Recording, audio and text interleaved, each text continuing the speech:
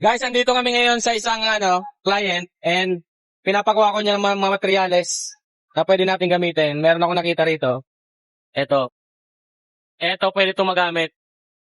Pero talagang napakabigat. Ah, bigat.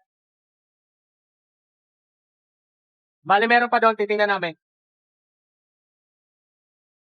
Dali.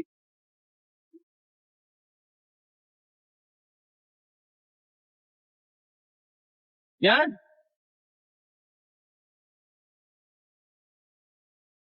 Hanap palaugan ba rin? Ha? Hanap palaugan. Sako?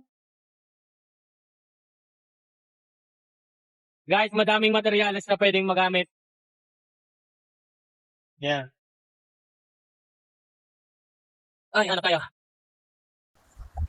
So ayun guys, meron lang akong ibabalita na good news and meron tayong galing tayong Legazpi and meron tayong na-deal na isang client. Yun.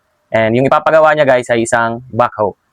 Di ko na in-interview si sir kung bakit ba backhoe, pero sa tingin ko kasi dahil sa ito yung mga product nila or meron sila nito kasi more on nakita ko dun is mga heavy equipment na ginagamit sa mga construction.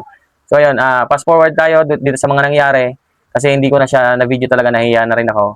Pero binigyan tayo ni sir, tulad ng pinakita ko, galing dun sa kanila yon. Binigyan tayo ng materyales na kung pwede daw i-incorporate natin yung materyales na yon sa gagawin natin na art piece. So ako naman, sabi ko sir, hindi ko niyan tatanggihan and ayun, meron tayong mga napili na napakagandang mga materyales talaga.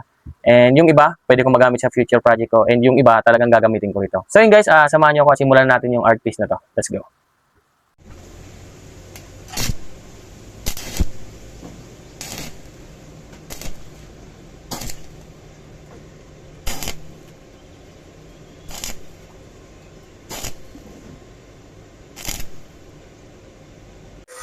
So what's up guys, bale yan, busy kami ni paring Erwin and ito yung backhoe. Yan.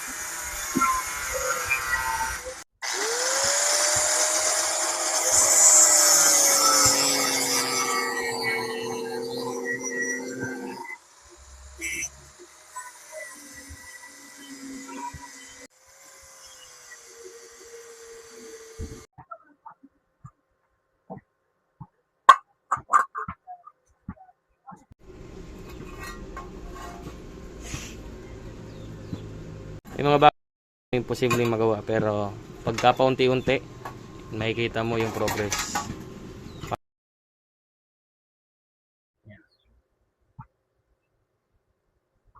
At itong mga bit-bit kong pagting ito ay ito yung nasimulan ko na nakarang araw. At ngayon nga, napagdesisyonan ko na ipakita pa rin yung proseso ng paggawa ko nito. Alright guys, bali samahan nyo kami at pupuntahan namin yung junk shop kung saan makakakuha pa kami ng mga materyales. Alright guys, andito na nga kami sa junk shop na pinagkukunan namin dahil dito ay tinext ako ni kuya na meron na daw siyang mga natipon. And dito nga guys, meron na pong isang sako na makukuha namin or mapapakinabangan namin para dito sa piyesang ito.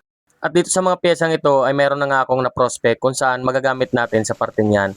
Ito pala guys na mga basurang ito ay pwede natin gawing mga kayamanan.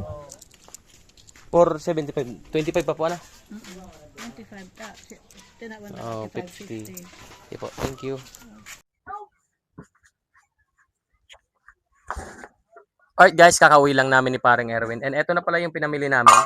Yeah. Eto guys ay nasa around 20 kilos. More on gears.